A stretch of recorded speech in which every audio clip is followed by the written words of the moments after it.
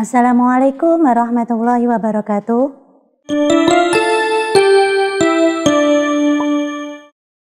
Anak-anakku semua, apa kabarnya hari ini? Semoga kita semua senantiasa dalam lindungan Allah SWT. Jangan lupa tetap jaga kesehatan ya. Beberapa hari ini cuaca terlihat sangat panas. Ketika kalian bermain keluar rumah, tiba-tiba awan yang semula putih berubah warna menjadi gelap. Angin yang semula bertiup seperti biasa berubah menjadi angin yang sepoi-sepoi. Udara menjadi dingin. Kemudian turun titik-titik air dari langit. Kalian tahu apa yang sedang terjadi? Ya.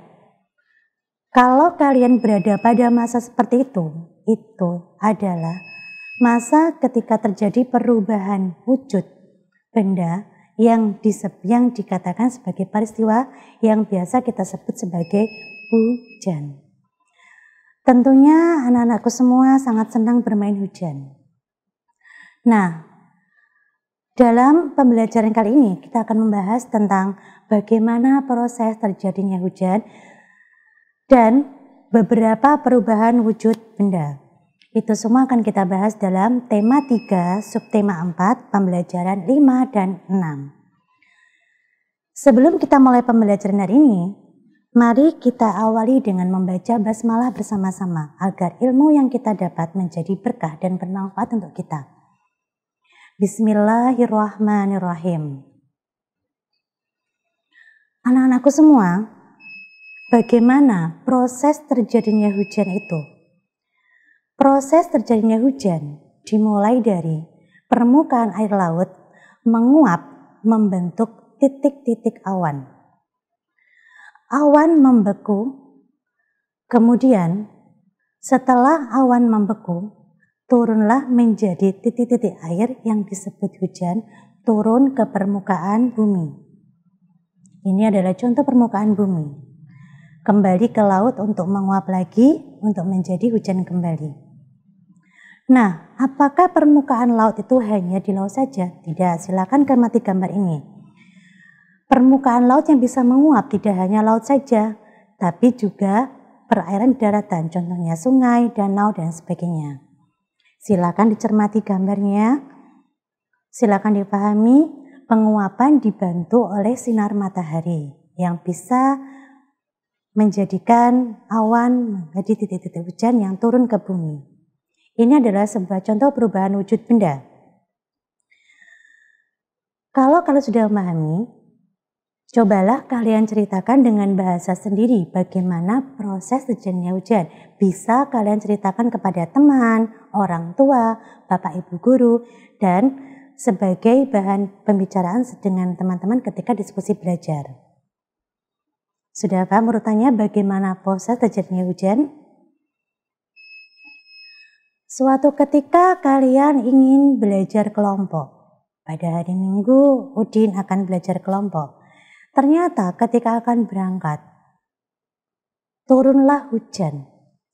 Menunggu sekian lama, hujannya tidak segera turun. Nah, akhirnya Udin dan teman-temannya yang belum berangkat belajar kelompok menghitung lama hujan turun. Bagaimana cara menghitung lama hujan turun? Silakan disimak. Hujan, kalian masih ingat jarum pendek menunjuk di angka 7, jarum panjang menunjuk di angka 3. Pembelajaran kemarin masih ingat antara 1 dan 1 jarum jam itu menunjukkan waktu 5 menit. Jadi jam di atas menunjukkan waktu 7:15 menit. Nah, itu adalah mulainya hujan turun. Hujannya turun mulai jam 7:15. Ditunggu lama oleh Udin dan kawan-kawannya, ternyata hujannya selesai pada jam sekian.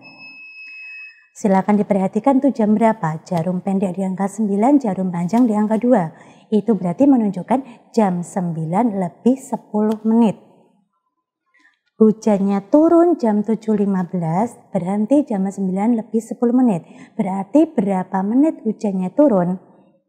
Nah, Silakan kita hitung. Mari kita hitung bareng-bareng. Jam 7 sampai 15 menuju jam 8 itu berapa menit? 45 menit. Silakan dihitung berdasarkan lingkaran jamnya. Kemudian jam 8 sampai jam 9 lamanya adalah 1 jam. Itu paling mudah. Jam 9 sampai jam 10 lamanya 10 menit. Ada 45 menit, 1 jam ditambah 10. Ditambah 1 jam, 8 ke 9, ditambah 10 menit. Berapa hasilnya? 1 jam 55 menit. Silakan diperhatikan dulu. Berarti hujan turun selama 1 jam 55 menit. Cukup lama hujannya. Berarti cukup lama pula Udin menunggu teman-temannya untuk bisa belajar kelompok ke rumah teman yang lain. Ketika terjadi musim hujan, kita senang bermain hujan-hujanan, akan tetapi harus diperhatikan untuk tetap memperhatikan kesehatan, antara lain membawa jas hujan atau membawa payung, dan ketika badan sudah menggigil harus segera beristirahat agar tidak terkena penyakit, apalagi kalian yang kondisinya tidak fit. Jadi boleh ketika hujan-hujanan kita pengen main, tidak apa-apa, tapi tidak boleh terlalu lama. Ketika musim hujan, banyak sekali ruangan yang becek karena ada genangan air, misalkan di depan kelas. Udin berangkat sekolah terburu-buru karena sudah terlambat. Ketika di depan kelas, tiba-tiba dia terpeleset. Ada satu temannya yang bernama Edo itu melihat Udin terpeleset. Kalian perhatikan di gambar, apa yang dilakukan Edo? Apakah dia membantu? Atau mengejek, atau menertawakan Udin. Nah, bisa kalian lihat di gambar itu Edo ketika melihat Udin terpeleset, yang dilakukan Edo adalah membantu dia untuk bangkit kembali. Sekarang, tanya pada diri kalian, apa yang akan kita lakukan ketika kita melihat teman terpeleset? Kita akan membantu, atau menertawakan, atau dibiarkan saja. Nah, tentunya kalian akan meniru sifatnya Edo. Begitu temannya jatuh, dia langsung membantu. Alam dipersiapkan Tuhan Yang Maha Esa agar manusia dapat tinggal di bumi dengan nyaman. Perubahan wujud benda merupakan contoh buktinya. Apa sih yang dimaksud perubahan wujud benda? Sekarang disimak. Ada beberapa macam perubahan wujud benda. Yang pertama ada menguap. Yang kedua, menyublim. Yang ketiga, membeku. Yang keempat, mencair. Yang kelima, mengembun. Ada 5 macam yang akan kita bahas sekarang. Bisa sambil menyimak di buku paket. Apa sih contoh perubahan wujud benda menguap? Silakan disimak gambarnya. Kalian tahu itu gambar apa? Itu adalah gambar petani garam. Proses pembuatan garam. Mungkin di antara kalian sudah ada yang pernah melihat sendiri proses pembuatan garam. Bisa diceritakan kepada orang tuanya atau kepada teman-temannya. Proses pembuatan garam ini termasuk contoh menguap. Contoh perubahan wujud benda menguap. Nah, sekarang apa contoh perubahan wujud benda menguap dalam kehidupan kita sehari-hari? Bisa ketika kalian merebus air, itu ada uapnya. Itu bisa dikatakan sebagai perubahan wujud benda menguap. Sudah paham menguap? Kalau yang pengen tahu tentang pembuatan garam bisa melihat langsung di tempatnya, di pinggir pantai atau di mana tempatnya ya. Contoh perubahan wujud benda menyublim. Ini kapur barus. Kapur barus adalah contoh perubahan wujud benda menyublim. Yang ketiga, contoh perubahan wujud benda membeku. Ini sudah sering kita saksikan. Nah, perubahan wujud benda membeku kita sering sekali meminumnya, sering kali menemukannya. Air kita masukkan ke dalam lemari es, kita diamkan beberapa saat, akhirnya akan menjadi es batu. Itu namanya adalah membeku.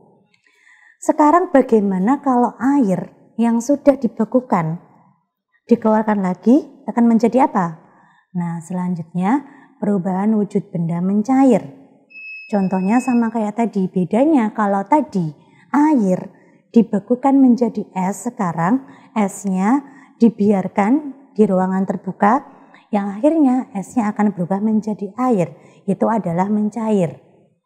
Contoh lain ketika kita makan es krim yang masih padat, kita biarkan di udara terbuka, lama-lama akan meleleh, itu juga dinamakan dengan mencair.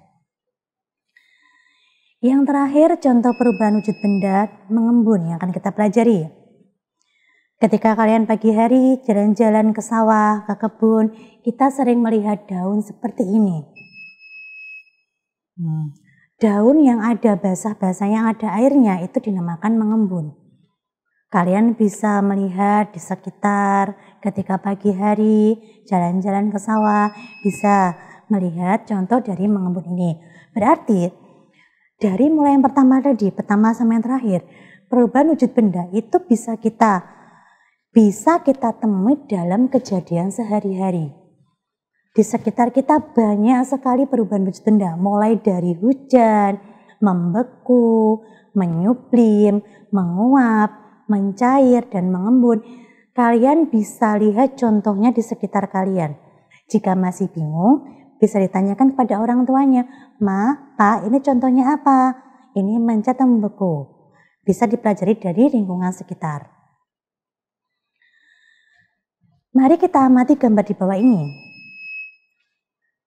Dalam sebuah lingkungan biasa dilakukan kerjasama, kerja bakti untuk membersihkan lingkungan, gotong royong. Pada suatu minggu, hari libur, biasanya digunakan keluarga untuk gotong royong, membersihkan rumah, membersihkan lingkungan, dan juga membersihkan desa sekitar. Ketika kita berada di lingkungan seperti ini, maka yang terasa adalah kita merasakan tentram, damai, dan tenang. Karena orang-orang di lingkungan kita bisa diajak kerjasama, saling membantu untuk menyelesaikan pekerjaan kita secara bersama-sama. Otomatis ketika pekerjaan dilakukan bersama-sama akan menjadi lebih ringan. Contohnya seperti ini. Jika yang bekerja cuma ibu saja, apakah akan selesai dalam waktu yang singkat? Tentu tidak. Membutuhkan waktu yang sangat lama. Tapi kalau dikerjakan bersama-sama akan selesai lebih cepat dan juga lebih maksimal. Kemudian, silakan kamu amati bagaimana dengan lingkungan tempat tinggalmu, di sekitar tempat tinggalmu bagaimana?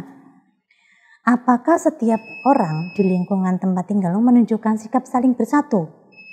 Kalau belum, mari kita bersama-sama memulainya agar masyarakat di sekitar kita, minimal teman-teman kita menunjukkan sikap saling bersatu. Karena ketika kita bersatu, akan membuat kita merasa nyaman, merasa tenang di lingkungan tempat tinggal kita. Nah, sekarang tadi kita belajar apa saja? Yang pertama, proses terjadinya hujan. Jadi kita bisa tahu hujan itu bagaimana proses terjadinya, dari apa, terus prosesnya bagaimana, dengan bantuan siapa. Kemudian, ketika ada teman yang sedang dalam musibah, sedang dalam kesulitan, kita harus membantunya, tidak boleh didiamkan saja, apalagi menertawakan.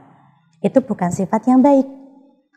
Harus kita contoh Edo tadi yang menolong Udin untuk bangun dari tempatnya terpeleset. Kemudian ada beberapa perubahan wujud benda yang bisa kita amati. Ada menguap, membeku, mencair, menyuplim, mengembun. Silakan kalau belum paham, silakan dilihat di lingkungan sekitarmu. Itu adalah ada beberapa contoh dari perubahan wujud benda yang bisa kalian amati dan bisa kalian lihat sehari-hari. Itu ringkasan pembelajaran dari subtema 4, pembelajaran 5 dan 6. Tetap dijaga kesehatannya, tetap semangat belajarnya. Jangan lupa tetap beribadah dengan baik dan terima kasih atas perhatiannya. Sekian dari Bu Guru. Wassalamualaikum warahmatullahi wabarakatuh.